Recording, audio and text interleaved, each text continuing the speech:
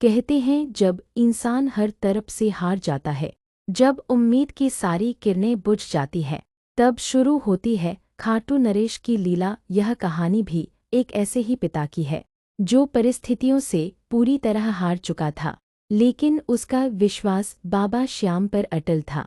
जयपुर के पास एक छोटे से कस्बे में रहने वाले मदनलाल का जीवन हंसी खुशी चल रहा था कि अचानक उनके एकमात्र बेटे की तबीयत बहुत ज़्यादा खराब हो गई। डॉक्टरों ने बताया कि बीमारी गंभीर है और बचने की उम्मीद बहुत कम है।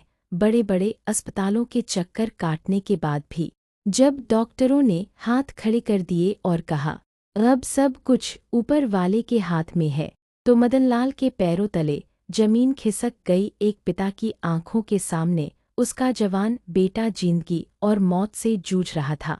उस हताशा के पल में मदनलाल को किसी ने कहा, मदन, जब दुनिया साथ छोड़ दे तो खाटू वाले श्याम का दरवाजा खटखटाना। वो हारे का सहारा है, वो किसी को खाली हाथ नहीं लौटाता।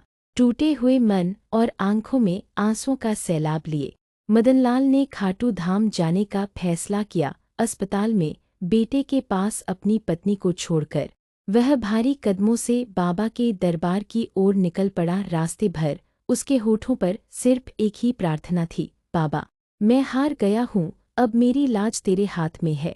मंदिर पहुंचकर मदनलाल ने देखा कि वहां भक्तों का सैलाब उमड़ा है। जय श्री श्याम के जयकारों से आसमान गूंज रहा था, लेकिन मदनलाल के कानों में सिर्फ डॉक्टरों की वो नाउम्मीदी वाली बातें गूंज रही थीं। जैसे तैसे धक्कमपेल के बीच वह मुख्य द्वार तक पहुंचा। जैसे ही उसकी नज़र बाबा श्याम के उस मनमोहक और तेजोमय स्वरूप पर पड़ी, उसका सब्र का बांध टूट गया। वह वहीं चौखट पर फूट फूट कर रोने लगा।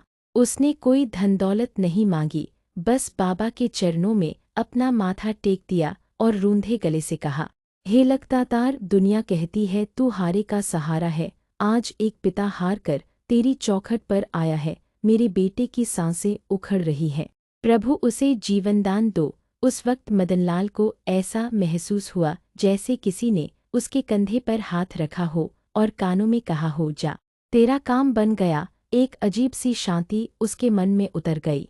उसने बाबा का चरणामृत लिया और प्रसाद लेकर तुरंत अस्पताल की ओर भागा। उसका दिल जोर जोर से धड़क रहा था। जैसे ही वह अस्पताल की सीढ़ियां चढ़कर आईसीयू के बाहर पहुंचा, उसकी पत्नी दौड़ती हुई बाहर आई। उसकी आंखों में भी आंसू थे। मदनलाल का दिल बैठ गया, उसे लगा अनहोनी हो गई।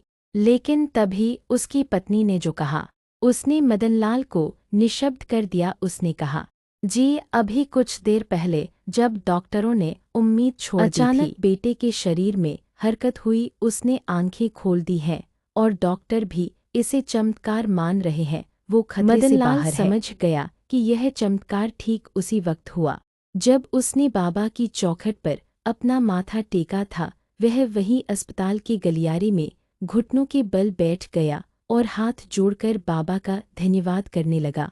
यह घटना हमें सिखाती है कि जब हम सच्चे मन और पूर्ण समर्पण भाव से श्याम बाबा को पुकारते हैं, तो वो हमारी पुकार अनसुनी नहीं करते। सुख दुख तो जीवन का हिस्सा है, लेकिन जो बाबा की शरण में है वह किसी भी संकट से हार नहीं सकता। इसीलिए तो उन्हें कलयुग का सबसे बड़ा अवतार और हारे का सहारा कहा जाता है।